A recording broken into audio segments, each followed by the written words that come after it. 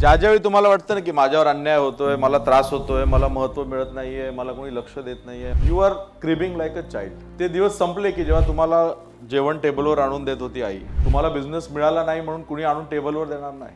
तुम्ही जर रडत असाल तर you are behaving like a child. Mature म्हणजे काय? मला बिझनेस मिळत नाहीये, मी काय करायला हवं, व्हॉट शुड आय डू. तो माणूस लक्ष देत नाहीये, त्याला किती वेळा मी बोलल्यानंतर तुम्हाला लक्ष देईल, how many times I should speak to that person. Emotions कमी करावे लागतात, पॅशन वाढवावं लागतं. लोकांना खूप कन्फ्युजन असतं. लोकांना वाटतं इमोशन काढलं म्हणजे पॅशन पण जाईल. Passion and emotion is different. Passion वाढवायचं असतं पण इमोशन्स कमी करायचे असतात. इमोशनल स्टेबिलिटी जास्त लागते. आणि ज्यावेळी तुम्हाला लोक त्रास देतात, ऐकत नाहीत लोक वगैरे वगैरे, त्यावेळी तुम्ही पेरेंट्स सारखे वागत समजा.